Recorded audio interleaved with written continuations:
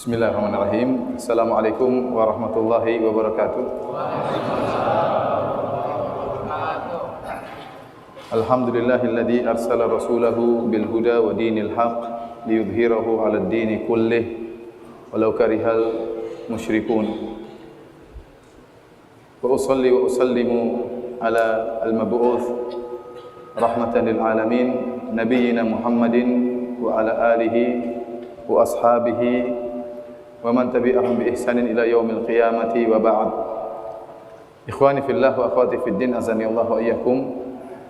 Pada malam yang berbahagia ini kita akan bahas perkara yang sangat penting, yaitu tentang salah satu dari sifat-sifat Allah dan salah satu dari nama Allah, yaitu Ar-Raqib, bahwasanya Allah Subhanahu wa taala Maha mengawasi. Dan bahasan ini terasa lebih penting di zaman sekarang ini, tatkala fitnah begitu banyak tersebar di sekitar kita. Kalau zaman dahulu seorang ingin terhindar dari fitnah, maka dia masuk di rumahnya dan jangan keluar rumah, maka dia akan terselamatkan dari fitnah. Tapi zaman sekarang terkadang seseorang masuk dalam rumahnya, justru dia bergelimang ya di dalam berbagai macam fitnah. Karena fitnahnya semua terkumpulkan di komputernya atau di HP-nya, sehingga dia pun bermaksiat kepada Allah Subhanahu wa taala tatkala dia bersendirian. Banyak pengkhianatan. Seorang tatkala di hadapan manusia, di hadapan banyak orang, maka dia pun malu untuk bermaksiat kepada Allah Subhanahu wa taala. Namun tatkala dia bersendirian, dia tidak ragu-ragu untuk melepaskan tabir malu dari dirinya. Lantas dia pun menerjang hal-hal yang dilarang oleh Allah Subhanahu wa taala. Terkadang dia berkhianat kepada istrinya yang salehah, ya, senantiasa mendoakan dia, sementara dia tatkala tidak diketahui istrinya, dia pun menjelajah dunia internet, lantas dia melihat wanita-wanita yang lain yang diharamkan oleh Allah Subhanahu wa taala, padahal Allah telah memberikan perkara yang halal baginya. Dia tinggalkan yang halal, kemudian dia mencari yang haram.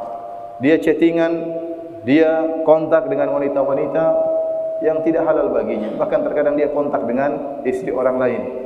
Ini bentuk pengkhianatan. Semuanya mudah dia lakukan karena hilang dari dirinya tentang sifat Allah, yaitu Ar-Raqib, Maha mengawasi, Maha mengawasi. Oleh karena para hadirin dan hadirat yang dirahmati oleh Allah Subhanahu wa taala, di zaman sekarang ini sangat perlu, sangat penting kita menanamkan dalam diri kita bahwasanya Allah Maha mengawasi, mengetahui apa yang semua kita lakukan, apa yang kita ucapkan, apa yang kita kerjakan, meskipun tidak ada orang lain yang melihat kita.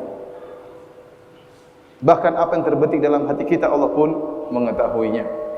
Dan Allah telah mencela orang-orang yang seperti ini, yang hanya takut kepada Allah tatkala di hadapan manusia. Sungguhnya dia takut kepada manusia, bukan takut kepada Allah Subhanahu wa taala. Namun tatkala dia bersendirian, dia pun melakukan hal-hal yang haram. Allah berfirman, yastakhfuna minan nas wa la yastakhfuna minallah. Ibnu Abbas menafsirkan ayat ini dalam surat An-Nisa, yastahyuna minan nas wa la yastahyuna minallah. Mereka malu kepada manusia dan mereka tidak malu kepada Allah Subhanahu wa taala.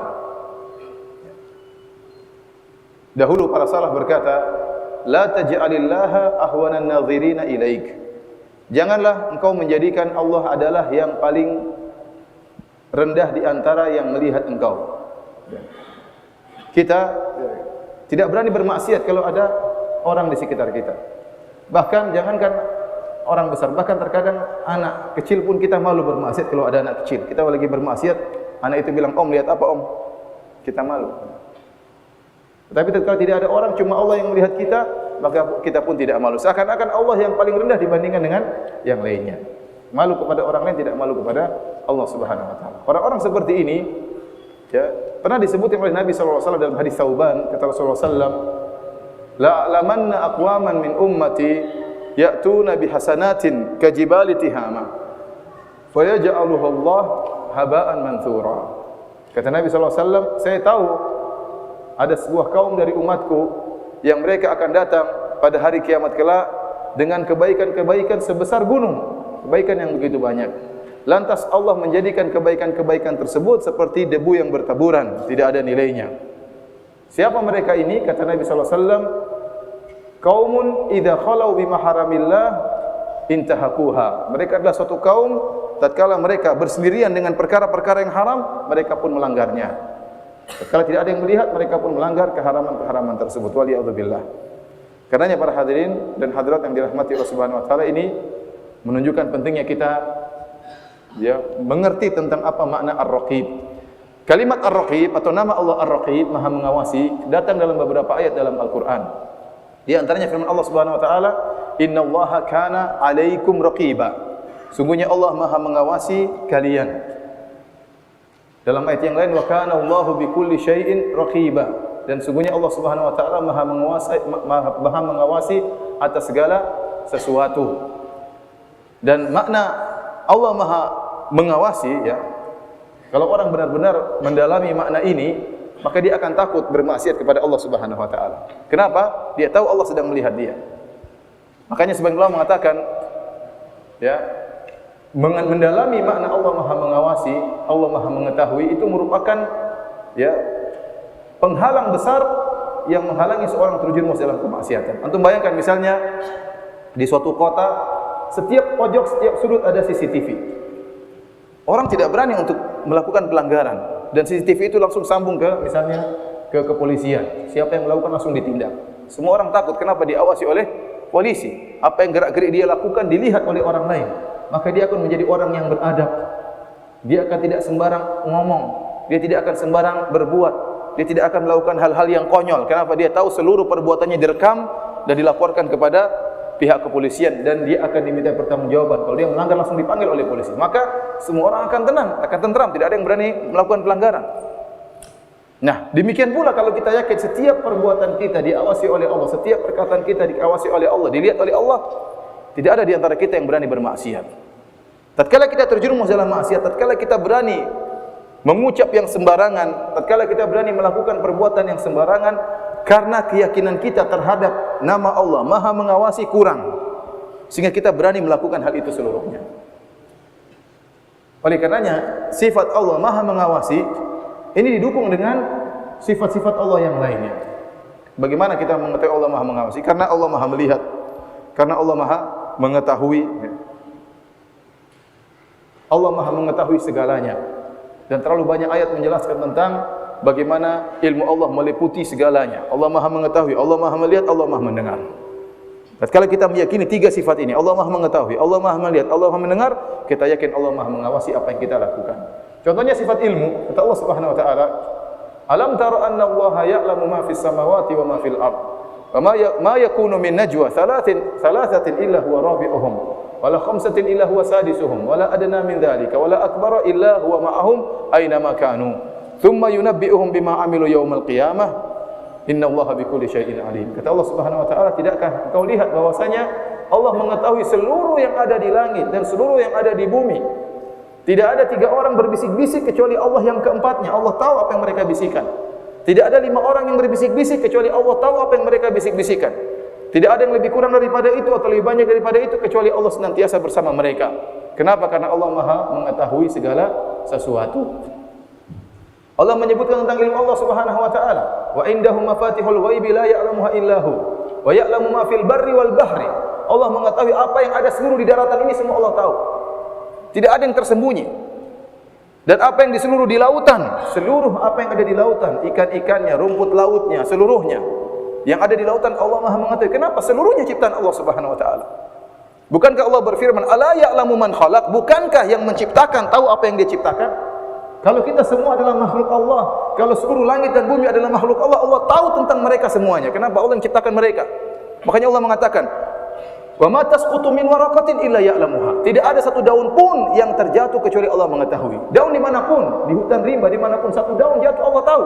Bagaimana kondisi daun tersebut, kapan jatuhnya, bagaimana jatuhnya, Allah Maha mengetahui. Wala habbatin fi dhulumatil ard wala ratbin wala yabisin. Kata Allah, bahkan tidak ada satupun biji yang ada dalam tanah yang tidak terlihat oleh mata kita, Allah Maha mengetahui. Karena itu ciptaan Allah Subhanahu wa taala. Tidak ada yang basah, tidak ada yang kering kecuali telah dicatat dalam Lauhil Mahfuz. Allah mengetahui segalanya. Oleh karena para hadirin yang dirahmati oleh Subhanahu wa taala, ilmu Allah meliputi segala sesuatu. Allah mengetahui apa yang kita lihat. Allah mengetahui apa yang kita lirik. Allah mengatakan dalam Al-Qur'an, "Ya'lamu kha'inatal a'yun wa ma tukhfi sudur." Allah mengetahui pengkhianatan lirikan mata dan apa yang disembunyikan dalam hati manusia. Kata Allah, "Wa'lamu annallaha ya'lamu ma fi anfusikum fahdharuh." Ketahuilah bahwasanya Allah mengetahui apa yang dalam hati-hati kalian, maka waspadalah. Jangankan lirikan mata, gerakan hati.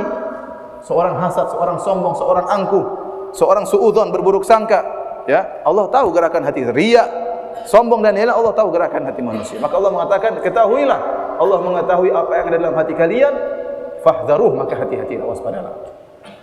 Lirikan mata, Allah sebutkan ayat khusus tentang lirikan mata. Kata Allah Subhanahu wa taala, "Kullil mu'minina yaghuddu min absarihim wa yahfadhu furujahum, dzalika azka lahum innallaha khabirum bima yasnaun." Katakanlah kepada orang-orang beriman untuk menundukkan pandangan mereka dan untuk menjaga kemaluan mereka. Ini lebih suci bagi mereka. Kenapa? Innallaha khabirum bima yasnaun. Allah Maha khabir, Maha mengetahui perkara-perkara yang detail. Jadi khabir kata para ulama adalah sifat mengilmui, tapi mengilmui perkara-perkara yang detail. Contohnya seperti lirikan mata.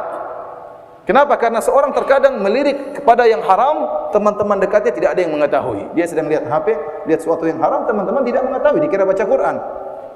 Ya, serius ternyata apa? Melihat sesuatu yang haram.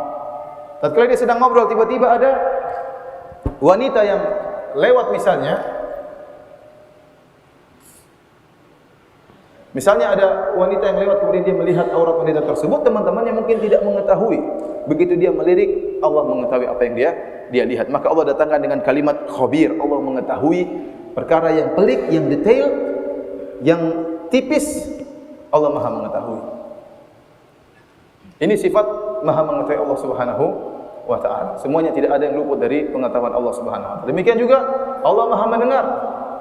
Wallahu sami'un alim. Allah Maha mendengar, Allah Maha mengetahui. Tidak ada suara apapun kecuali didengar oleh Allah Subhanahu wa taala. Tidak ada pembicaraan apapun kecuali didengar oleh Allah Subhanahu wa taala. Oleh karenanya para ulama menyatakan tatkala para jemaah haji berkumpul di padang Arafah dengan jumlah jutaan jemaah haji, kemudian mereka sama-sama berdoa kepada Allah di padang Arafah dengan mungkin ratusan bahasa, dengan berbagai macam permohonan, dengan berbagai macam permintaan, ya. Allah mendengar seluruh pembicaraan mereka dalam satu waktu. Kenapa? Karena Allah Maha mendengar. Allah Maha mendengar. Kemudian Allah Maha melihat, segala sesuatu terlihat oleh Allah Subhanahu wa taala. Tidak ada yang luput dari penglihatan Allah Subhanahu wa taala. Anda dimanapun, Allah melihat Anda. Di luar rumah, di dalam rumah tatkala dalam kamar, tatkala mengunci pintu, tatkala bersendirian, Allah melihat apa yang Anda lakukan. Barang siapa yang meyakini hal tersebut, bahwasanya Allah Maha melihat, Allah Maha mengetahui, Allah Maha mendengar, maka dia akan yakin Allah telah mengawasi dia. Dan bukan cuma itu, selain Allah Maha mengetahui, Allah juga mengirim bukti-bukti tentang apa yang kita lakukan untuk menguatkan, menegakkan hujah bagi kita. Oleh karenanya Allah kirim malaikat. Malaikat untuk mengawasi kita, malaikat untuk mencatat apa yang kita lakukan, malaikat untuk mencatat apa yang kita ucapkan. Kata Allah, wa inna alaikum lahafizin kiraman katibin ya'lamuna ma taf'alun. Ada malaikat-malaikat yang mulia yang mencatat, yang mereka mengetahui apa yang kalian lakukan. Malaikat ada di sekitar kita, selalu mencatat apa yang kita lakukan, meskipun tidak ada yang melihat kita. Ya. Walaqad khalaqnal insana wa na'lamu ma tuwaswisu bihi nafsuhu wa nahnu aqrabu ilaihi min hablil warid. Kata Allah Subhanahu wa taala, sungguh kami telah menciptakan manusia dan kami mengetahui apa yang dibisikkan oleh hatinya. Wa nahnu aqrabu ilaihi min hablil warid, dan kami lebih dekat kepada dia daripada urat lehernya. Kata para ulama maksudnya malaikat. Malaikat lebih dekat daripada urat leher kita, dan dia mencatat apa yang kita lakukan. Ma yalfidhu min qaulin illa ladaihi raqibun atid. Tidak ada satu ucapan pun yang terucap kecuali raqib dan atid, ada yang mencatat. Para hadirin dan hadirat yang dirahmati oleh Allah Subhanahu wa taala, maka makna ini kalau ada dalam hati kita, benar-benar kita menghayati, maka banyak sekali manfaat yang akan kita dapatkan. Pertama, kita akan mudah meninggalkan kemaksiatan karena kita tahu akan dicatat oleh Allah Subhanahu wa taala. Malaikat ditugaskan oleh Allah untuk mencatat. Kemudian Allah Subhanahu wa taala menjadikan tangan-tangan kita, kaki-kaki kita menjadi saksi sebagaimana firman Allah Subhanahu wa taala, "Al-yauma nakhtimu ala afwahihim wa tukallimuna aydihim wa tashhadu arjuluhum bima kanu yaksibun." Pada hari ini kami akan kunci mulut-mulut mereka dan tangan-tangan mereka akan berbicara, kaki-kaki mereka akan menjadi saksi atas apa yang telah mereka lakukan. Bukan cuma itu, kulit akan menjadi saksi. Orang-orang di neraka jahanam berkata, "Wa qalu li juludihim lima syahidtum alaina." Mereka berkata kepada kulit-kulit mereka, "Kenapa wahai kulit-kulit kalian berbicara menjadi saksi bukti atas maksiat yang kami lakukan?" Qalu antaqana Allahu alladhi antaqa kulla syai'. Kulit-kulit berkata, Allah telah menjadikan kami bisa berbicara. Oleh karena itu, kalau Anda ingin bermaksiat, renungkan hal ini. Allah lihat Anda. Allah mencatat malaikat mencatat apa yang Anda lakukan. Ya. Tangan Anda akan menjadi saksi, kaki Anda akan menjadi saksi, kulit Anda akan berbicara. Bahkan bumi yang Anda pijak akan menjadi saksi. Sebagaimana tafsiran sebagian salaf terhadap firman Allah Subhanahu wa taala, "Yauma idzin tuhadditsu akhbaraha." Pada hari kiamat kelak, bumi akan menyampaikan kabar-kabarnya. Di antara kabar-kabar yang akan dia sampaikan adalah maksiat yang dilakukan oleh seorang hamba di atasnya. Oleh karenanya dikatakan oleh para ulama, kenapa Nabi SAW tatkala salat Id dia pergi dari tempat yang lain dan balik dari tempat yang lain? Kenapa? Agar bumi menjadi saksi. Semakin banyak saksi atas kebaikan yang dia lakukan. Demikian juga seorang melakukan kemaksiatan, ya, maka bumi akan menjadi saksi. Jika Anda yang melakukan kemaksiatan, maka ingatlah hal ini. Dan ini semua akan ditegakkan hujahnya oleh Allah Subhanahu wa taala pada hari kiamat kelak. Para hadirin dan hadirat yang dirahmati oleh Allah Subhanahu wa taala, itulah yang disebut dengan muraqabatullah, yaitu merasa senantiasa diawasi oleh Allah Subhanahu wa taala. Barang siapa yang menghadirkan hal ini dalam dirinya, maka banyak manfaat yang akan dia dapatkan. Di antaranya, dia mudah untuk meninggalkan maksiat kepada Allah Subhanahu wa taala. Dan orang yang ikhlas adalah orang justru tatkala dia bersendirian, dia lebih bertakwa daripada tatkala di hadapan manusia. Saya ulangi, orang yang ikhlas dan benar-benar dia tulus dalam beribadah, justru tatkala dia bersendirian dia lebih bertakwa daripada tatkala di hadapan manusia. Kalau Anda sudah mencapai derajat ini, berarti Anda sudah mencapai derajat muraqabatullah. Jadi mudah dia untuk meninggalkan maksiat. Yang kedua, orang yang memiliki sifat seperti ini, merasa selalu diawasi oleh Allah Subhanahu wa taala, dia akan mudah meraih keikhlasan. Dia akan mudah meraih keikhlasan. Kenapa? Apapun yang dia lakukan, dia tahu Allah telah mencatat apa yang dia lakukan. Maka dia tidak terlalu peduli dengan komentar manusia. Yang penting dia memiliki sifat qanaah. Dia sudah nerima kalau Allah sudah tahu, sudah selesai. Dia sudah puas. Meskipun tidak ada yang melihatnya, meskipun tidak ada yang memujinya, maka sangat mudah bagi dia untuk apa? Ikhlas. Kenapa? Dia tahu Allah melihat, sudah selesai. Tatkala dia beri sedekah kepada orang lain, dia tahu, ya Allah sudah lihat saya beri sedekah kepada orang lain. Orang ini mau terima kasih enggak terima kasih bukan urusan saya. Yang penting Allah sudah lihat saya sudah kasih sedekah sama orang lain. Sehingga mudah bagi orang untuk meraih keikhlasan. Tidak terlalu mencari komentar manusia dan tidak terlalu peduli dengan komentar manusia. Yang penting bagi dia bagaimana komentar Allah Subhanahu wa taala. Allah sudah lihat, sudah cukup bagi dia. Kemudian di antara manfaat muraqabatullah, yaitu seorang lebih mudah khusyuk dalam ibadahnya. Seorang lebih mudah khusyuk dalam ibadahnya. Kenapa? Dia tahu Allah melihat dia. Dia tahu Allah sedang menilai apa yang dia lakukan. Oleh karena Allah berfirman dalam Al-Quran, wa tawakkal 'alal azizir rahim alladhi yaraka hina taqum wa taqallubaka fis sajidin innahu huwas samiul alim. Kata Allah, bertawakal engkau wahai Muhammad sallallahu alaihi wasallam kepada Allah yang Maha Perkasa dan Maha Penyayang. Alladzi yaraka hina taqum, yang Allah melihat engkau tatkala engkau berdiri hendak salat. Wa taqallubaka fis sajidin, dan gerakanmu dalam salat, kau ruku, kau sujud, Allah tahu semuanya. Orang kalau meyakini hal ini tatkala dia salat, dia akan mudah khusyuk. Orang sering berbicara, "Ustaz, bagaimana cara khusyuk?" Caranya Anda menghadirkan bahwasanya Allah melihat Anda sedang salat. Oleh karena dalam derajat ibadah paling tinggi adalah derajat ihsan. Lebih tinggi daripada derajat Islam, lebih tinggi daripada derajat iman, paling tinggi derajat ihsan. Tatkala malaikat Jibril bertanya kepada Nabi sallallahu alaihi wasallam, "Wa akhbirni anil ihsan." Wahai Muhammad, kabarkanlah kepadaku apa itu ihsan. Ini derajat yang sangat tinggi. Kata Nabi sallallahu alaihi wasallam, "Anta'budallaha ka'annaka tarahu, fa in lam takun tarahu fa innahu yarak." Kau beribadah kepada Allah seakan-akan kau melihat Allah. Kalau kau tidak bisa melihat Allah, yakinlah Allah melihatmu. Nah, seorang tatkala dia beribadah salat Allahu Akbar, dia yakin Allah sedang menilai dia, maka dia akan mudah khusyuk. Gerak-gerik dia tahu Allah melihat dia. Antum saja kalau misalnya tadi sedang sholat di Masjid Nabawi terus ada shooting depan antum ya. Dan antum tahu keluarga lagi nonton di Bandung misalnya. Antum mungkin khusyuk enggak berani, apalagi kalau misalnya semua orang sedang lihat. Mungkin kepala gatal pun antum enggak berani garuk. Kenapa? Karena antum sedang dinilai oleh manusia. Antum tidak akan berani bergerak, ya. Mau kepala gatal, mau apa, cuek aja. Kenapa? Sedang dinilai oleh manusia. Nah, kalau Anda menghadirkan ini bahwasanya Allah sedang melihat Anda, mengawasi Anda dan sedang menilai Anda, maka sangat mudah bagi Anda untuk khusyuk dalam salat.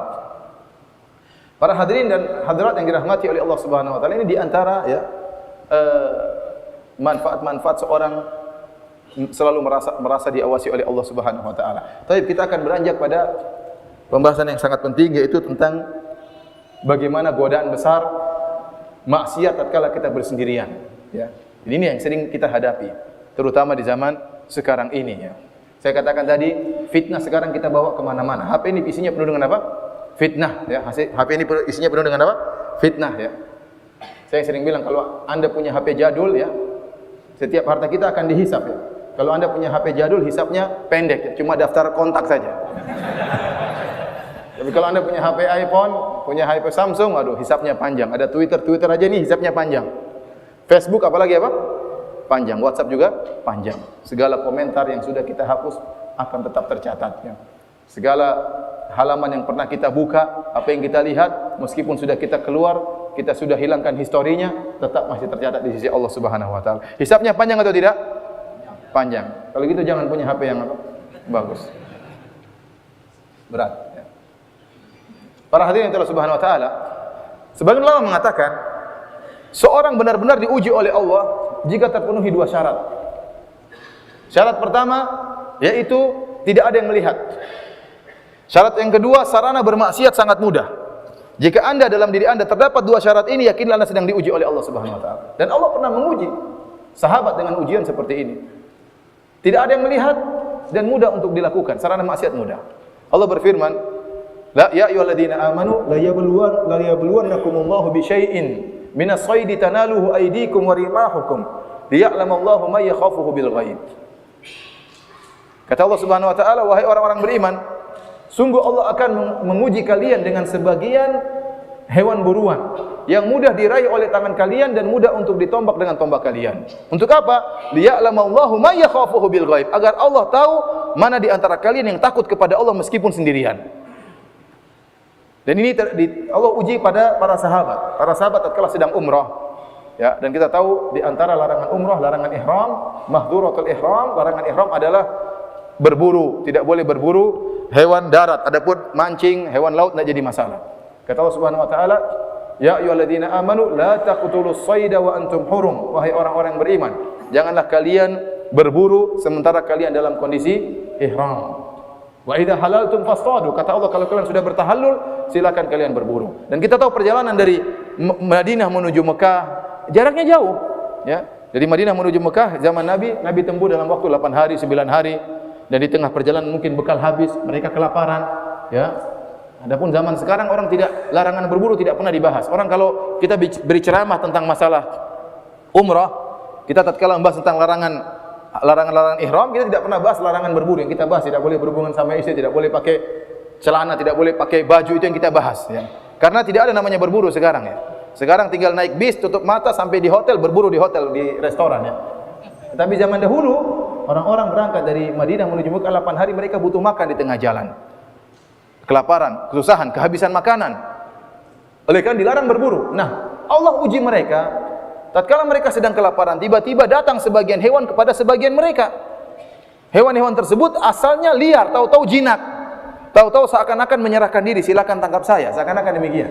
Ya, silakan tombak saya. Mudah untuk ditangkap dengan tangan, mudah untuk ditombak.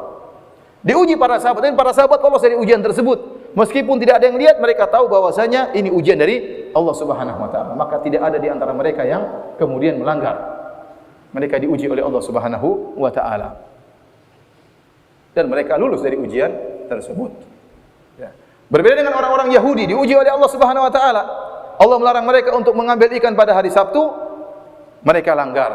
Kenapa? Tidak ada yang lihat. Ya. Kata Allah Subhanahu wa taala, was'aluhum manil qaryatil lati kanat hadiratal bahri idh ya'duna fis sabti idh ta'tihim hitanuhum yawma sabtihim syurra'a wa yawma la yasbituna la ta'tihim kadzalika nabluhum bima kanu yafsukun. Tanyakan kepada orang-orang Yahudi yang sombong dengan nenek moyang mereka, bagaimana nenek moyang mereka yang pernah Allah rubah menjadi monyet-monyet. Kenapa? Karena mereka melakukan pelanggaran pada hari Sabtu. Tatkala Allah larang mereka untuk berburu ikan pada hari Sabtu, maka mereka pun melakukan pelanggaran.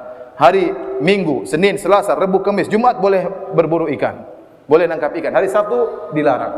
Nah, pada hari Minggu, Senin, Selasa, Rabu, Kamis, Jumat ikan-ikannya sembunyi, enggak ada yang keluar. Dan ini sengaja Allah menguji. Tatkala hari Sabtu ikannya loncat-loncat di atas air.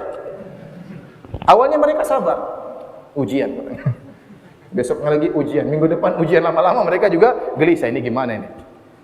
Karena tidak ada yang lihat, maka sebagian mereka mulai melakukan cara, akhirnya tatkala hari Jumat mereka menggali lubang di tepi pantai.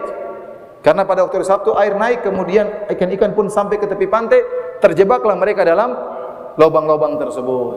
Kemudian mereka baru ambil pada hari Ahad. Mereka tidak lulus dengan ujian tersebut, maka Allah rubah mereka menjadi monyet-monyet. Kata Allah, kunu qiradatan khasiin. Jadilah kalian monyet-monyet yang hina. Barang siapa yang lulus dari ujian seperti ini, maka luar biasa. Oleh karenanya Allah mengabadikan kisah Nabi Yusuf alaihissalam. Ini sering saya sampaikan ya. Kisah Nabi Yusuf alaihissalam yang digoda dengan ujian yang luar biasa. Saya rasa tidak ada ujian terbesar bagi laki-laki kecuali seperti ujian wanita. Dan ini sabda Nabi SAW. Ma taraktu ba'di fitnatan adarra 'ala rijal minan nisa. Aku tidak pernah meninggalkan fitnah yang paling berbahaya bagi laki-laki seperti fitnah wanita. Dan syaitan tahu akan hal itu, bahwasanya fitnah paling besar bagi laki-laki adalah fitnah wanita, maka mereka menjadikan wanita sebagai sarana untuk menjerat para lelaki. Dalam hadis kata Nabi SAW, innal mar'ata auratun. Sungguhnya wanita adalah aurat. Fa idza kharajat, kalau dia keluar dari rumahnya, istasyrafah syaitan, maka syaitan siap-siap meliriknya untuk menjadikan dia sebagai hiasan. Oleh karena para hadirin Allah Subhanahu wa taala, menakjubkan Nabi Adam alaihissalam, nenek moyang kita, tatkala sedang berada di surga, banyak pohon yang Allah halalkan. Silakan makan buah pohon ini, silakan makan pohon buah ini, seluruh pohon-pohon halal. Ada satu pohon yang tidak boleh didekati.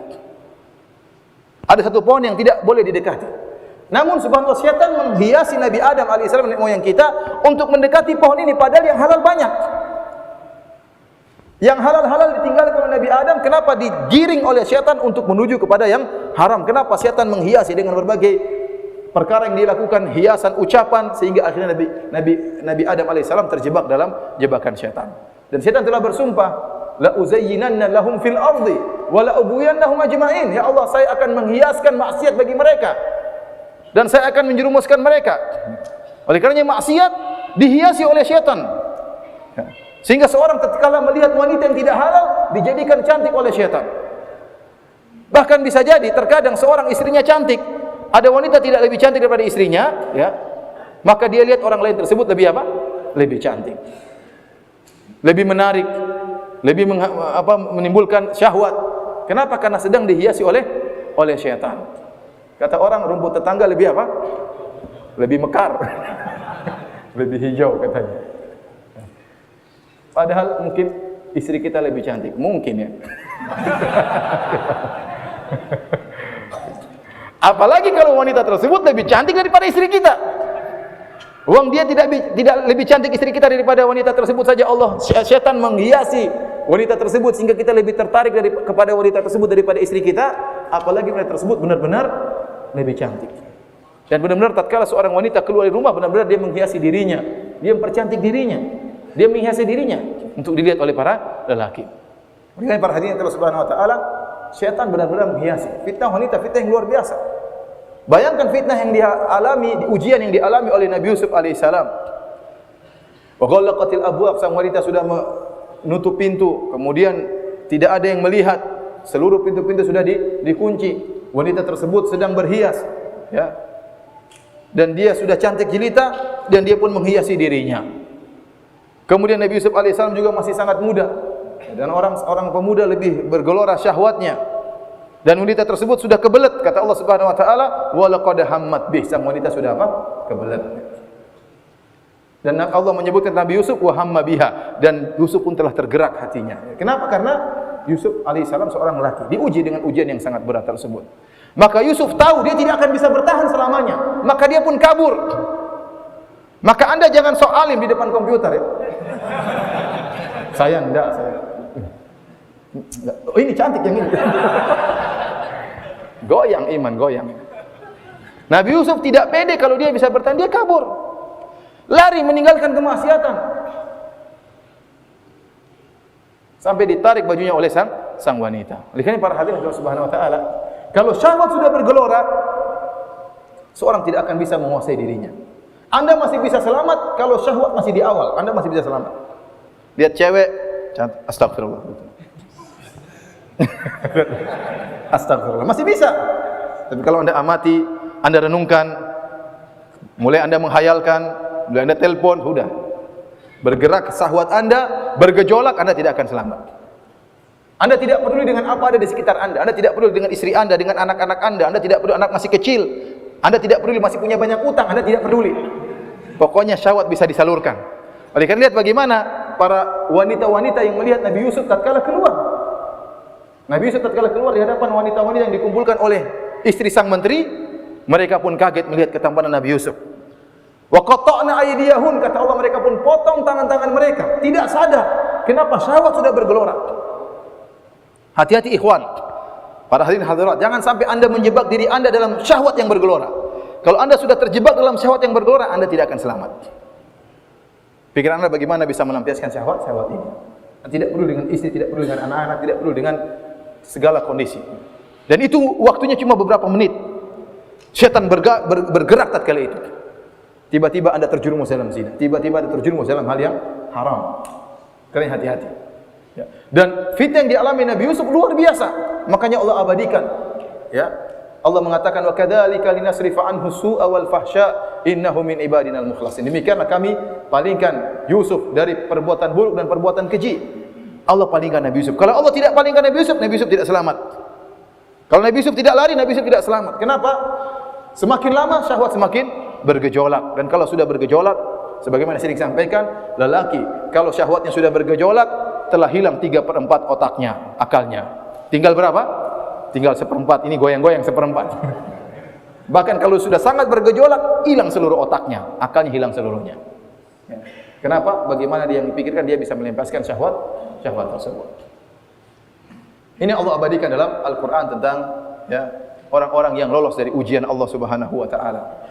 Dan ini mangqabah, adalah kemuliaan bagi Nabi Yusuf alaihissalam. Seorang yang teruji dengan seperti ini, ingat bagaimana Nabi Yusuf alaihissalam. Demikian juga orang-orang, Allah sebutkan orang-orang atau Nabi SAW dalam sunnah Nabi SAW, Nabi sebutkan tentang orang-orang yang lolos dari ujian ini. Ini ujian yang berat. Saya katakan tadi ujian, benar-benar ujian kalau terpenuhi dua hal. Pertama, tidak dilihat oleh orang lain. Yang kedua, sarana untuk bermaksiat sangat mudah. Contohnya seperti sabda Nabi SAW, sab'atun yudhilluhumullah fi yaumin la dhilla illa dhilluh. 7 golongan yang Allah akan naungi pada hari kiamat kelak, yang tidak ada naungan kecuali naungan Allah Subhanahu wa taala. Naungan arsy Allah Subhanahu wa taala dalam riwayat. Di antara 7 golongan tersebut, kata Nabi sallallahu alaihi wasallam, rajulun da'athum ra'atun dzatu mansibin wa jamalin faqala inni akhafullah. Seorang lelaki dirayu oleh seorang wanita, diajak untuk berzina. Yang wanita tersebut cantik jelita dan wanita tersebut memiliki kedudukan harta banyak. Ini ujian sangat berat luar biasa. Kebanyakan lelaki merekalah yang merayu seorang wanita. Kebanyakan lelaki mereka yang tergila-gila kepada wanita. Dan hati-hati ikhwan, kalau sudah fitnah wanita hati-hati. Saya sempat dikeluhkan oleh seorang wanita, cerita melalui istri saya, cerita. Ada seorang yang belajar agama, ya, kenal dengan istri lelaki lain. Namun wanita tersebut cantik sehingga dia tergoda. Istri orang ini. Maka di malam hari lelaki tersebut kirim SMS. Jangan lupa sholat malam. Ini istri orang, ingatin istri orang. Dia tergoda, tidak bisa menahan dirinya. Meskipun istri orang, dia tidak bisa. Kalau syahwat sudah masuk dalam hati seorang, dia tidak bisa menahan. Mau apa lagi? Yang dia inginkan, dia mengungkapkan kepada wanita tersebut, padahal istri orang. Bahaya ikhwan.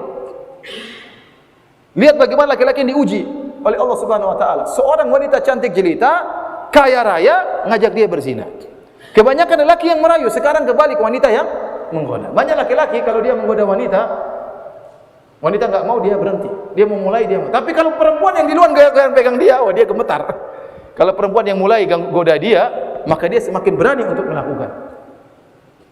Sekarang ini yang menggoda bukan laki-lakinya, tapi wanita yang menggoda. Dan wanita macam manakah yang dicari oleh para lelaki? Dia yang dicari adalah cantik, kaya raya. Kalau Anda ditawarkan, Ustadz, ini anak-anak saya cantik Ustadz, kaya raya Ustadz, saya sudah kasih siapkan rumah, mobil, Ustadz mau nggak nikahi anak saya? Nah, saya nggak perlu istikharah kalau begitu. Istikharah atau tidak? Istikharah kalau Ustadz anak saya janda, itu istikharah. Mohon maaf para janda ya, nggak, saya bercanda aja. Misalnya cantik tapi sudah tua misalnya, atau misalnya kaya raya tapi nggak cantik, ini perlu istikharah. Dia nggak cantik tapi hartanya mungkin bukan bisa buat dakwah gitu ceritanya. Perlu istikharah. Tapi kalau cantik, masih muda, kaya raya, kayaknya nggak perlu istikharah, meskipun boleh. Meskipun boleh. Maksud saya, yang diimpikan oleh laki-laki itu apa? Diimpikan wanita cantik dan kaya raya itu. Itu yang dicari. Itu yang dicari. Nah, lelaki ini digoda oleh wanita seperti itu. Saya rasa antum juga tidak pernah digoda seperti itu. Siapa yang menggodain antum seperti ini? Datang lelaki wanita cantik, kaya raya, masih muda. Kecuali Anda tampan, kaya juga, yang mungkin digoda sama wanita. Sekarang ini, datang seorang wanita cantik, kaya raya, telepon, menyerahkan dirinya, datang langsung masuk ke kamar Anda, berat. Laki-laki ini dengan teguhnya dia mengatakan, inni akhafullah, saya takut kepada Allah. Dia tahu Allah sedang melihat apa yang dia lakukan. Ini berat ya ikhwan. Tatkala dia mampu melakukan hal ini, maka dia mendapatkan naungan oleh Allah pada hari kiamat kelak. Ini luar biasa. Kenapa? Dia punya muraqabatullah. Oleh karena para ulama mengatakan, orang-orang yang disebutkan dalam 7 golongan tersebut, kebanyakannya memiliki sifat muraqabatullah. Contohnya seperti rajulun tasaddaqa bi yaminihi fa akhfaha hatta la ta'lama shimalu ma tunfiqu yaminuhu. Seorang yang dia berinfak dengan tangan kanannya, dia sembunyikan sampai tangan kirinya tidak tahu apa yang diinfakkan oleh tangan kanannya. Kenapa? Dia tahu Allah sedang melihat. Sehingga dia mampu melakukan amal ibadah dengan ikhlas. Tidak ada yang tahu, bahkan dia sengaja untuk menyembunyikan amalan tersebut. Karena apa? Karena dia yakin Allah melihat apa yang dia lakukan. Contohnya lagi di antara 7 golongan tersebut kata Allah Subhanahu wa taala, rajulun dzakarallaha khaliyan fa fadat ainah. Seorang tatkala sendiri dia ingat kepada Allah Subhanahu wa taala, maka dia pun menangis. Kenapa dia bisa menangis? Karena dia ingat bahwasanya Allah mengetahui apa yang dia lakukan. Meskipun dia bersendirian, dia berzikir, tidak ada yang lihat, dia bisa menangis. Kenapa ada sifat tadi? Sifat bahwasanya Allah Maha melihat apa yang dia lakukan. Imamun adil, imam yang adil. Kenapa dia bisa adil? Dia tahu Allah akan menghisapnya. Dia tahu Allah melihat apa yang dia lakukan. Dia tahu bahwasanya malaikat mencatat apa yang dilakukan, sehingga dia bisa melakukan sifat yang adil. Ininya perhatian Allah Subhanahu wa taala. Di antara 7 golongan tersebut banyak orang-orang yang mampu melakukan amalan-amalan yang luar biasa tersebut karena mereka yakin Allah melihat apa yang mereka lakukan. Di antara dalam hadis Nabi SAW tentang kisah orang-orang yang mengamalkan muraqabatullah adalah kisah yang masyhur tentang 3 orang yang mereka terjebak dalam goa.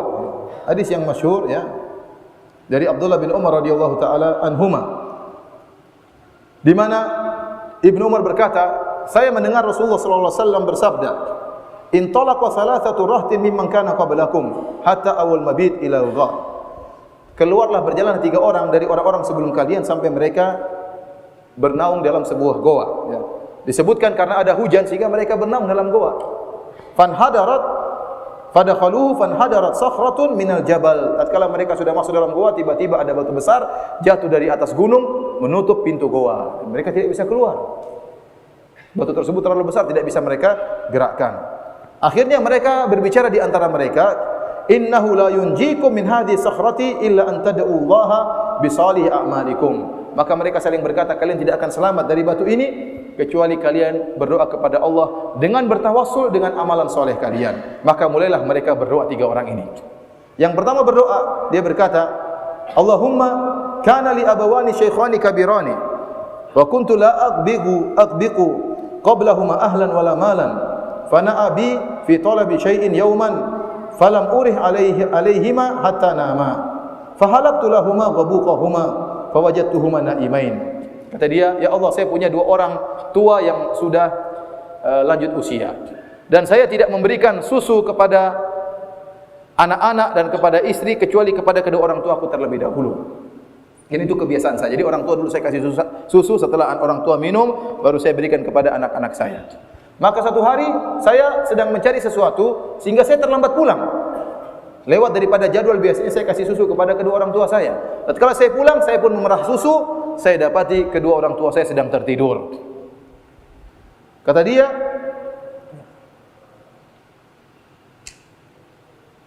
wa karihtu an aghbiqa qablahuma ahlan wala malan.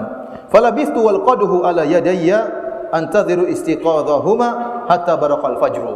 Maka saya pun setelah memerah susu, saya pegang susu tersebut di cangkir untuk saya berikan kepada kedua orang tuaku. Saya membangunkan, saya enggak enak bangun kedua orang tua. Mereka sedang terlelap tidur dan ingin mengganggu kedua orang tuanya dalam kenikmatan. Saya mau tidur, khawatir mereka bangun tengah malam kelaparan. Maka saya pun tunggu. Sementara saya tidak berikan kepada anak-anak. Wasibiyan yatadagaun, sementara anak-anak menangis, saya tidak kasih. Kedua orang tua saya terlebih dahulu. Dan terus saya pegang cangkir tersebut hatta barakal fajar, sampai pagi hari. Luar biasa orang ini. Kenapa dia bisa melakukan hal tersebut? Karena dia tahu Allah lihat. Meskipun kedua orang tuanya tidak lihat, orang tuanya sedang tidur. Namun dia tahu Allah melihat, dia sedang memegang cangkir ini sampai pagi, Allah lihat. Dia tidak mungkin melakukan tersebut kecuali dia tahu Allah mengawasi apa yang dia lakukan. Maka dia berdoa, Allahumma in kuntu fa'altu dzalik ibtigha'a wajhik fafarrij 'anna ma nahnu fihi min hadhihi sakhra. Kata dia, Allah, kalau kau tahu aku melakukannya hal ini ikhlas karena Engkau ya Allah, bukalah pintu goa. Maka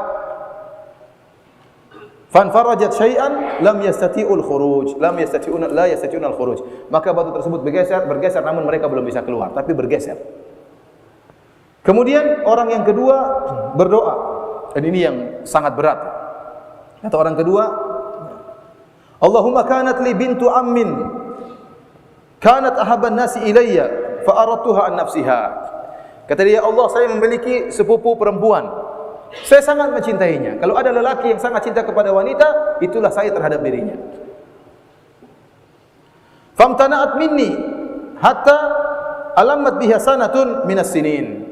Selalu saya mengajak dia untuk berzina, namun dia selalu tolak. Saya ngajak dia, dia selalu tolak. Kenapa? Saya katakan tadi, kalau seorang sudah mabuk kepayang, susah mau diapain. Dia tergila-gila pada seorang wanita. Laki-laki ini dia katakan, saya tergila-gila pada wanita ini, dan selalu mengajak dia untuk berzina, dan dia selalu menolak. Sampai suatu hari dia kejebak, dia mengalami kesulitan.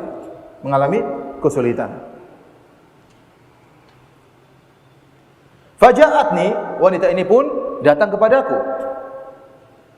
Dan dia minta untuk diberikan 120 dinar. Maka kata lelaki ini, fa'ataituha 20 wa 100 dinar ala an tukhalliya baini wa baina nafsiha, fa fa'alat. Saya katakan, saya kasihkan engkau 120 dinar dengan syarat kau serahkan dirimu, serahkan harga dirimu kepadaku. Wanita ini mengatakan silahkan. Kenapa? Dia terjebak dengan kesulitan. 1 dinar kalau dikonvert sekarang kira-kira 4/4 gram emas. Kalau 100 dinar berarti kira-kira 425 gram emas. Kalau 120 dinar kira-kira berapa? Kira-kira setengah kilogram. Bayangkan. Ini emas setengah kilogram. Saya kasihkan emas tersebut dan dia sudah pasrah untuk saya gauli. Kata lelaki ini, hatta idza qadartu 'alaiha.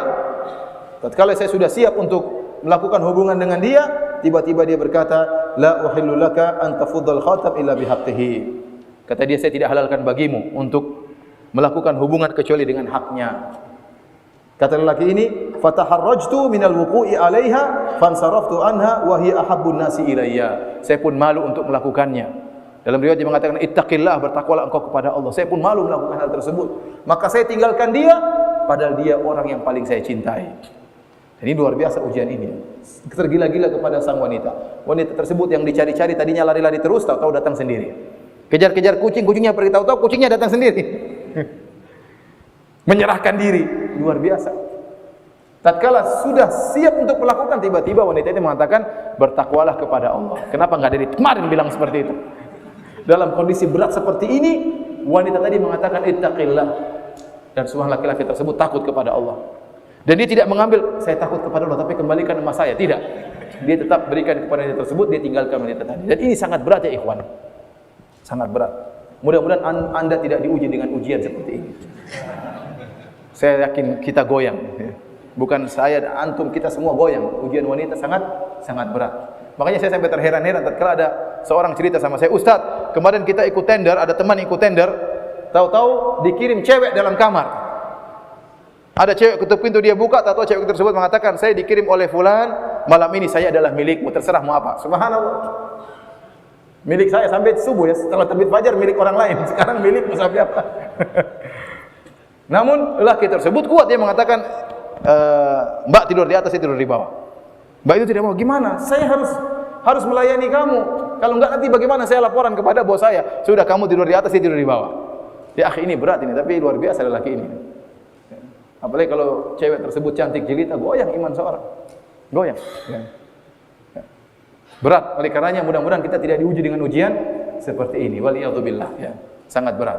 Lelaki ini dia bisa meninggalkan itu semua ya karena Allah Subhanahu wa taala, yakin Allah Subhanahu wa taala ya melihat apa yang dia lakukan. Kemudian para hadirat yang dirahmati oleh Allah Subhanahu wa taala, lelaki yang ketiga berdoa kepada Allah Subhanahu wa taala. Dia mengatakan, "Allahumma inni sta'jartu ujara." Ya Allah, saya pernah menyewa beberapa pekerja. Fa'ataituhum ajrahum ghairu rajulin wahidin taraka alladhi lahu wa dhahab. Maka semua sudah saya kasihkan upahnya kecuali satu orang. Saya tidak sempat kasih, dia pergi sebelum mengambil upahnya. Fathamartu ajrahu hatta kathurat minhu al-amwal. Maka saya pun kembangkan upah tadi. Saya investasikan, kemudian saya olah sampai akhirnya hasilnya menjadi banyak. Disebut dalam riwayat yang lain hanya beberapa kilo jagung, tidak banyak, tapi dia olah sampai akhirnya bisa beli sapi, bisa beli onta, bisa beli kambing, sampai sapinya banyak, ontanya banyak, kambingnya banyak. Jadi dia olah bertahun-tahun. Dan selama dia olah, niatnya untuk orang tadi, pemilik harta ini. Dan yang tahu dia berniat mengolah harta ini untuk pemilik upah tadi hanya Allah Subhanahu wa taala. Namun dia tahu Allah mengetahui isi hatinya meskipun dia tidak ngomong sama orang lain. Maka suatu hari setelah sekian lama bertahun-tahun datanglah orang ini, dia mengatakan, "Ya fulan, berikanlah upahku." Maka aku berkata kepadanya, "Seluruh yang kau lihat ya, kambing, onta, sapi, bahkan budak, itu seluruh adalah milikmu." Maka dia mengatakan, "La tastahzi bi." Wahai bosku, jangan kau ejek saya, karena dia tahu upah dia cuma sedikit. Kata laki ini, "Saya tidak mengejekmu, itu semua milikmu." Maka laki-laki ini pun upah tadi, pekerja tadi, dia ambil seluruh harta, dia ambil sapi-sapi yang begitu banyak, onta yang begitu banyak, kambing yang begitu banyak, dia bawa pergi, dan dia tidak meninggalkan satu ekor pun sebagai tanda terima kasih. Semuanya dia bawa. Subhanallah. Kalau kita tidak takut, kalau dia tidak takut kepada Allah, dia bilang, enggak, saya cuma bohong, punyamu cuma ini beras nih ambil." Subhanallah. Bertahun-tahun dia mengolah harta itu, tidak ada yang tahu kalau dia mengolah karena untuk lelaki ini. Yang tahunya siapa? Allah. Tapi dia tahu Allah Maha mengetahui isi hatinya. Oleh karenanya ikhwan, antum tatkala bermuamalah dengan Allah, antum jangan terkadang antum ingat bosnya isi hati antum itu Allah tahu. Antum niat baik, Allah tahu. Bermuamalah dengan Allah dan dalam kondisi yakin bahwasanya Allah tahu gerak-gerik hati kita. Jangan khawatir. Kalau antum ikhlas, antum niat baik, yang penting Allah tahu jalan. Akan dimudahkan dan akan mudah kita jalani dan akan tulus kita. Kapan kita merasa berat, kapan kita merasa sulit, kapan kita kecewa, kalau ternyata niat kita enggak benar. Oleh karenanya luruskan niat kita dan yakin Allah Maha mengetahui niat kita. Lihat orang ini, subhanallah, dia melakukan hal itu semua dan dia yakin Allah mengetahui apa gerak-gerik hatinya dan dia tidak merubah gerak-gerik hatinya setelah itu. Karena bisa saja dia berubah pikiran, dia mengatakan tidak, kembalikan onta-onta semua, ini upahmu yang sungguhnya. Dia tidak merubah. Ini menunjukkan dia memiliki sifat muraqabatullah yang sangat luar biasa kepada Allah Subhanahu wa taala. Para hadirin Allah Subhanahu wa taala,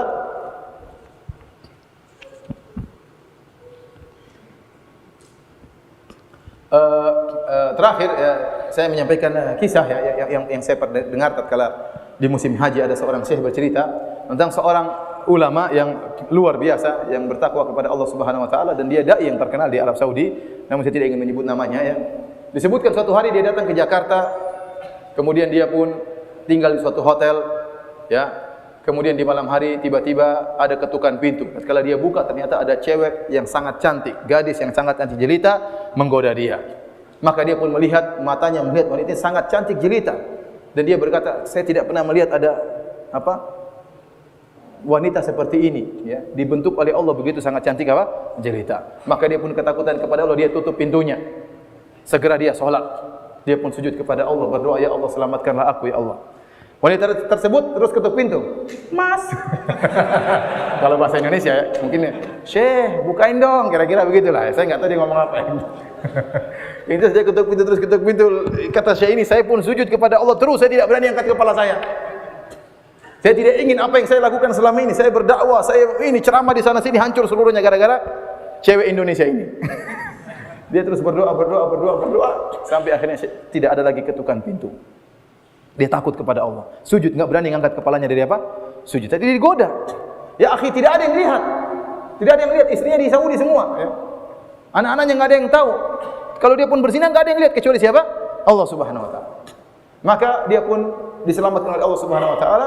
Tatkala dia pulang ke Saudi, turun di Jeddah, begitu turun dari pesawat tiba-tiba ada telepon, ada orang nawarkan, "Ya Syekh, saya punya putri, saya ingin engkau menikah dengan putri saya." Subhanallah. Akhirnya dia pun menikah. Dia katakan ternyata istri saya lebih cantik daripada yang itu, ya. Makanya kalau antum digoda, antum ingat kisah ini. Tapi kapan digodanya? Jangan berharap digoda. Iman lemah, ya. Iman apa? Lemah, ya. Karenanya ikhwan, kalau ada sebab-sebab godaan seperti ini, jauhi. Kalau ada cewek kirim gambar sama Anda, jangan Anda simpan. Anda segera delete. Delete, kalau perlu blokir. Kalau Anda enggak blokir, dia kirim lagi. Astagfirullah tapi Anda simpan. Astagfirullah tapi Anda simpan. Nanti malam-malam tatkala Anda lagi marahan sama istri, Anda murojaah. Cantik juga ya. Cantik juga ya, seperti itu. Hati-hati, benar. Oleh karenanya segala pintu-pintu yang bisa menjerumuskan kita dalam seperti ini hapus, blokir. Karena wanita memang dijadikan perangkap oleh syaitan untuk menggoda lelaki. Setiap dia keluar rumah, syaitan menjadikan dia perangkap untuk menggoda lelaki. Maka jangan Anda terpedaya. Saya insya Allah kuat, jenggot saya panjang, nggak ada hubungan. Mau jenggot panjang apa bisa tergoda. Mau lama ngaji atau enggak bisa tergoda. Saya dapati beberapa kasus ikhwan sudah lama ngaji dengan istrinya sudah lama ngaji cerai. Gara-gara apa? Istrinya main Facebookan. Main Facebook ketemu dengan macam-macam akhirnya minta cerai dari apa? Suaminya. Gara-gara Facebook. Laki-laki pun demikian. Kalau sudah masuk Facebook, kemudian masuk dalam dunia maya, kemudian berjelajah, ya, explorer, ya, cari teman-teman lama, ketemu dengan pacar lama, sudah. Ternyata pacar lama ada masalah sama suaminya, jadi sudah. CLBK apa? Cinta lama bersemi kembali. Cinta lama bubarkan keluarga. Ini hati-hati. Oleh karena ikhwan, saran-saran yang bisa membuat kita terjebak jauhi, ya. Jangan terlalu banyak chattingan sama perempuan, jangan buat relasi dengan wanita yang tidak halal bagi Anda kecuali kalau memang ada keperluan mendesak, ada keperluan pekerjaan misalnya, maka ini lain cerita. Demikian para hadirin, ya, dan hadirat yang dirahmati oleh Allah Subhanahu wa taala, ya. Insyaallah setelah ini kita akan menerima tanya jawab. Semoga Allah Subhanahu wa taala menjadikan kita hamba-hamba yang bertakwa tatkala di hadapan orang maupun tatkala bersendirian. Wallahu taala alam bisawab. Ikhwani fillah wa akhwati fid din, azani Allah wa iyyakum. Kita lanjutkan pembahasan kita. Kita masuk pada sesi tanya jawab. Banyak pertanyaan yang masuk, ya. Di antara pertanyaan yang masuk, apakah hikmah di balik dikirimkannya malaikat mencatat amal untuk mencatat amalan manusia? Padahal Allah memiliki sifat Maha melihat. Ya, tidak lain Allah ingin menegakkan banyak hujah, argumentasi sehingga sang manusia tidak bisa lagi berkelit, ya.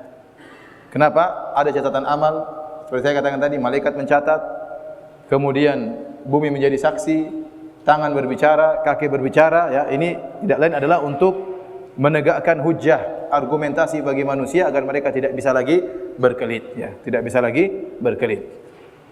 Oleh karena para hadirin yang Subhanahu wa taala, sebenarnya Allah mengatakan sebenarnya yang mencatat amalan kita bukanlah malaikat, yang mencatat kita sendiri. Malaikat hanya sekretaris mencatat apa yang kita lakukan. Yang menentukan apa isi buku kita, kita sendiri. Kita berbuat baik, itu dicatat malaikat. Kita berbuat buruk, itu yang dicatat oleh malaikat. Ya, dan buku tersebut akan diperlihatkan oleh kita pada hari kiamat kelak. Jadi di antara faedah kenapa Allah mengirim malaikat tadi adalah untuk menegakkan hujah bahwasanya maksiat yang kita lakukan atau amal soleh yang kita lakukan dicatat sehingga manusia tidak bisa berkelit lagi dalam persidangan Allah Subhanahu wa taala. Pertanyaan berikutnya, Ustaz, apa benar tobat kepada Allah itu hanya bagi mereka yang melakukan kejahatan karena tidak mengerti kemudian segera bertobat? Tobat inilah yang diterima oleh Allah. Ini salah paham. Allah mengatakan innamat taubatu 'ala Allahi lil ladzina ya'maluna su'a bi jahalatin tsumma yatubuna min qarib fa ulaika yatubullahu 'alaihim. Kata Allah Subhanahu wa taala, sungguhnya taubat itu hanyalah bagi orang-orang yang melakukan kemaksiatan dengan kejahilan.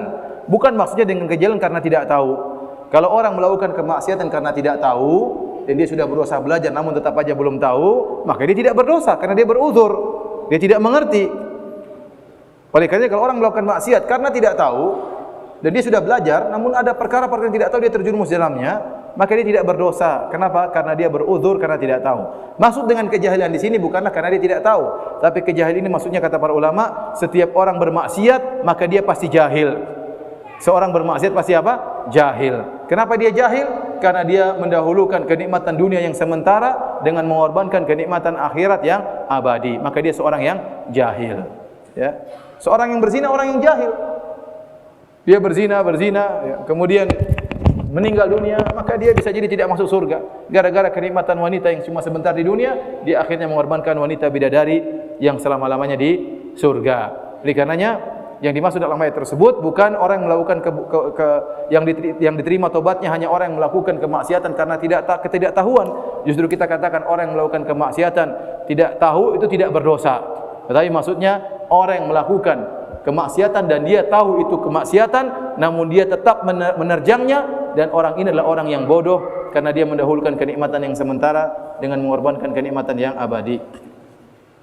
Ustaz, tolong jelaskan, apakah jidat hitam bisa menyebabkan riya? Apakah Rasul jidatnya hitam karena sujud? Ya ikhwan, kita tidak boleh sengaja untuk menghitamkan jidat kita ya. Tapi kalau hitam dengan sendirinya ya apa boleh buat. Ya, kalau Anda punya lotion untuk menghilangkan ya, apalagi kalau karpet di sini karpetnya keras-keras sehingga mudah untuk apa? Hitam jidat ya. Ya, tidak ada juga yang apa namanya. Kita sujud sebagaimana sujud yang syar'i. Kalau ternyata jidat kita hitam, ya itu bukan kehendak kita. Dan itu jangan sampai kita tuduh orang apa? Riya. Ya, tidak ada urusan jidat hitam atau tidak. Ya, dia tidak sengaja untuk, kecuali kalau dia kemudian gosok-gosok jidatnya supaya hitam, ya ini buat apa dia gosok-gosok tersebut? Supaya memperlihatkan kepada orang bahwasanya dia rajin salat, maka ini orang yang riya. Tapi kalau hitam dengan sendirinya tanpa ada niat tersebut, maka tidak jadi masalah. Ada orang yang salat, Rasulullah SAW salat sampai kakinya bengkak-bengkak. Ada yang bilang kaki bengkak berarti apa? Rajin salat, berarti riya. Tidak, Rasulullah SAW tidak ingin membengkakkan kakinya, tapi dengan sendirinya kakinya apa? Bengkak. Kenapa? Karena dia berdirinya sangat lama sallallahu alaihi wasallam. Disebutkan bagaimana Abdullah bin Zubair radhiyallahu taala anhu setelah salat maghrib dia salat sunnah dan dia di Mekah tatkala itu. Kalau dia sudah sujud setelah salat sunnah dia sujud, dia tidak mengangkat kepalanya kecuali adzan Isya. Kenapa? Dia berlezat-lezat dalam salatnya. Jadi yang kita bilang kalau jidat hitam riya, dari mana seperti itu? Anda tahu isi hati manusia? Nuduh orang riya itu enggak sembarang, ikhwan. Nah, sekarang ada broadcast menyebar seakan-akan orang yang jidat hitam itu orang yang apa? Riya. Dari mana seperti ini? Ya. Tidak ada seperti ini. Tidak boleh kita nuduh orang riya ya.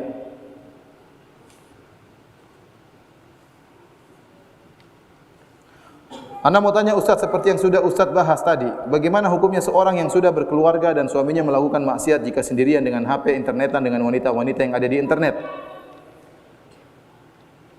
Dan jika orang tersebut sering melakukan hal seperti itu, jika orang tersebut bertobat kira-kira diterima enggak tobatnya ya Ustaz? Orang dosa apapun kalau dia bertobat sebelum meninggal dunia, maka tobatnya diterima oleh Allah Subhanahu wa taala.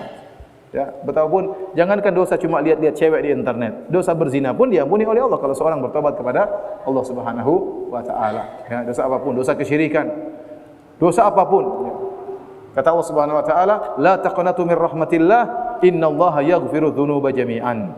Janganlah kalian putus asa dari rahmat Allah Subhanahu wa taala, sungguhnya Allah mengampuni seluruh dosa. Maka seorang ya bertobat dari dosa apapun akan diterima oleh Allah Subhanahu wa taala jika tobatnya benar-benar tobat nasuha.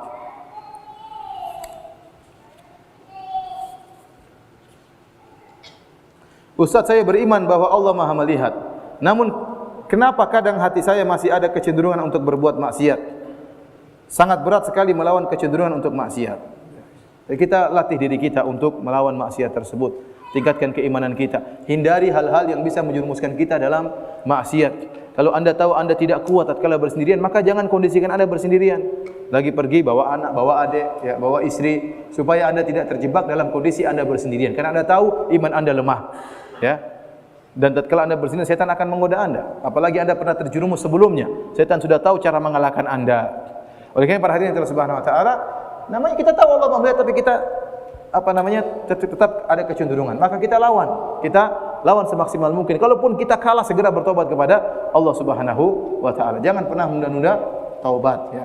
Namun saya katakan tadi, usahakan jangan menjebak diri anda dalam kondisi di mana anda akan kalah dari syahwat anda. Jangan, ya. Kalau bersafar, ya, bawa istri misalnya. Kalau lagi kemana-mana, ya, intinya berusaha agar tidak terjebak dalam kondisi-kondisi yang berbahaya.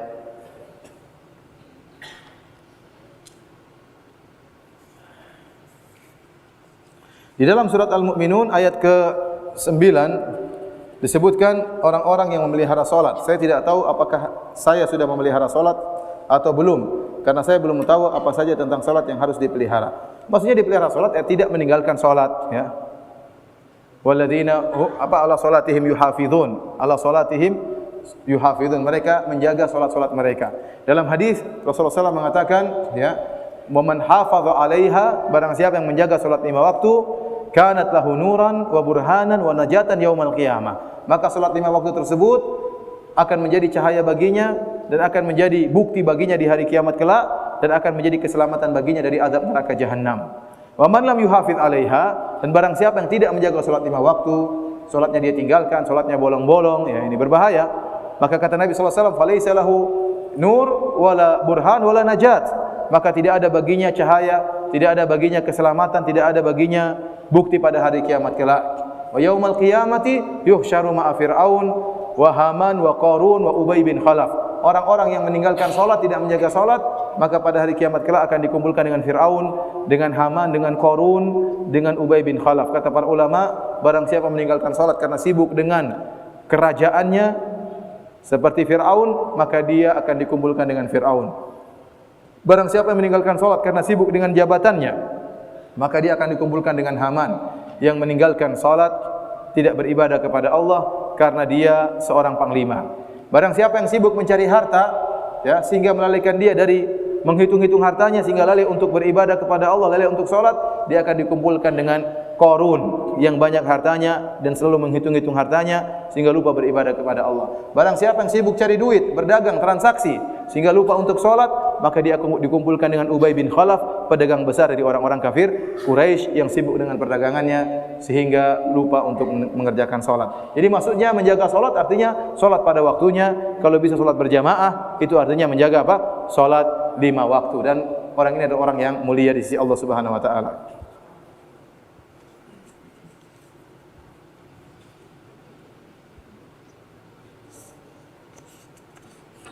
Ustaz, saat sedang salat dan mencoba untuk merasa dilihat oleh Allah, kenapa terasa susah? Apakah karena terlalu banyak dosa? Mungkin karena terlalu banyak dosa, ya. Ya. Karena hati ini terkadang berkhianat, ya. Ya. Dan pengkhianatan hati sangat berbahaya tatkala seorang akan meninggal dunia. Banyak hati berkhianat. Orang tatkala meninggal dunia karena hatinya sering diisi dengan kemaksiatan, sering melakukan hal yang diharamkan oleh Allah Subhanahu wa taala. Tatkala dia akan meninggal mengucapkan la ilaha illallah susah. Yang dia pikirkan adalah yang ada dalam hatinya, itu yang keluar kalau dia akan meninggal. Sehingga banyak orang mau meninggal disuruh mengucapkan la ilaha illallah, dia enggak mau. Ada yang nyanyi baru meninggal, ada yang sebut apalah, mungkin nama-nama penyanyi lah atau nama-nama pemain bola kemudian meninggal dunia, kan repot seperti itu. Oleh karenanya seorang kalau dia lalai dari Allah Subhanahu wa taala, hatinya berkhianat tatkala dia perlukan. Di antaranya tatkala dia sering bermaksiat di luar salat, tatkala dia hendak khusyuk dalam salat, hatinya tidak mau. Dia ingin khusyuk, hatinya tidak mau. Oleh karena saya katakan para hadirin hadirat yang rahmati Allah Subhanahu wa taala, seorang pengaruh khusyuk dalam salat itu dipengaruhi dengan kegiatan dia di luar salat. Kalau dia senantiasa menjaga pandangan, kalau dia senantiasa menjaga lisan, menjaga hatinya tidak suudzon, tidak sombong, tidak angkuh, insyaallah dia mudah untuk khusyuk dalam salat. Karena hatinya mau diajak untuk mengingat Allah Subhanahu wa taala.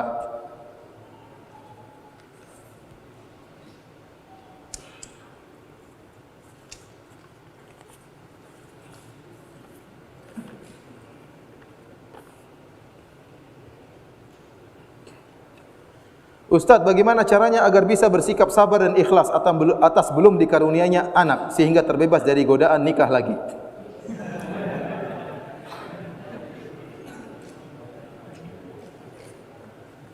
Godaan itu kalau haram ya. Kalau enggak haram itu bukan godaan. Ya saya tidak bisa katakan ini godaan. Orang tidak punya anak, dia berhak ingin punya anak dan tidak dilarang dia menikah lagi. Ya, tidak dilarang dia. Mohon maaf, saya bukan berarti kemudian kita putuskan harapannya. Dia berusaha untuk punya anak. Ya, dia melakukan hal-hal yang dibolehkan dalam syariat. Melakukan pengobatan, pergi ke dokter, ya. Mungkin dengan bayi tabung dan yang lain silakan. Tapi bukan berarti kemudian dia tidak boleh menikah lagi. Seorang ingin punya keturunan. Ya. Saya katakan boleh-boleh saja, tapi lihat apa? Lihat kondisi yang terbaik. Ya. Pertimbangan antara maslahat dan apa? Kemudaratan. Ya. Ya. Jadi pernyataan godaan nikah lagi saya tidak setuju. Saya tidak setuju ya. Nikah lagi itu bukan apa? Bukan godaan ya. Tapi itu apa? Jadi apalagi kondisinya seperti ini ya. Mohon maaf ya, saya katakan boleh-boleh saja menikah dan perlu pengertian dari seorang istri ya. Kenapa dikhawatirkan oleh para wanita tatkala seorang poligami, maka dia pun tidak adil, dia lalai dari kewajiban. Jadi ini yang sering terjadi. Ya, banyak orang melakukan praktik poligami semakin mencemarkan syariat poligami ya. Ya, terjadi kekacauan dan macam-macamnya. Ini seorang kalau bisa berpoligami dengan adil maka tidak mengapa. Apalagi kalau ada sebab seperti ini. Wallahu alam bissawab.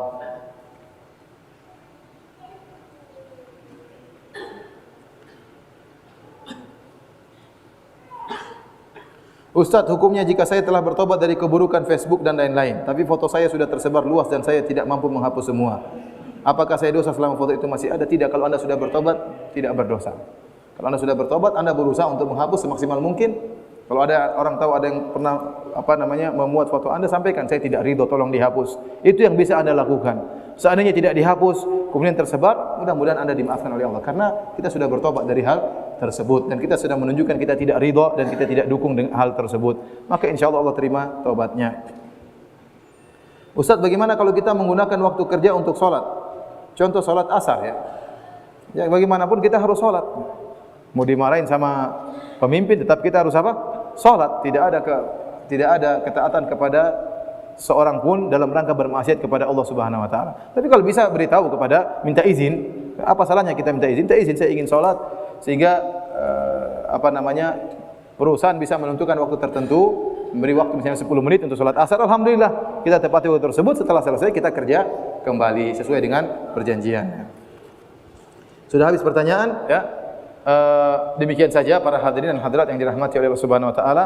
Apa yang bisa kita sampaikan kurang lebihnya saya mohon maaf. Yang benar datangnya dari Allah Subhanahu wa taala, yang salah dari saya sendiri dan dari syaitan. Semoga Allah mengampuni dosa-dosa kita. Subhanakallah bihamdik asyhadu an la ilaha illa anta astaghfiruka wa atubu ilaik. Assalamualaikum warahmatullahi wabarakatuh.